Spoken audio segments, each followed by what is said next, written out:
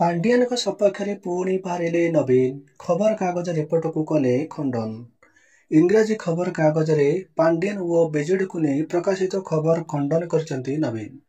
ଗତ କେଇ ସପ୍ତାହ ଧରି ଜଣେ କେନ୍ଦ୍ରମନ୍ତ୍ରୀଙ୍କ ସହାୟତାରେ ଅମିତ ଶାହାକୁ ଭେଟିବାକୁ ପାଣ୍ଡିଆନ ଉଦ୍ୟମ କରିଥିବା ନେଇ ଏକ ଖବରକାଗଜରେ ପ୍ରକାଶିତ ପାଇଥିଲା।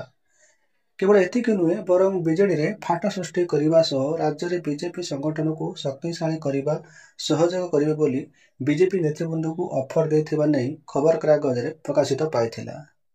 ଏହାପରେ ମୁହଁ ଖୋଲିଛନ୍ତି ନବୀନ।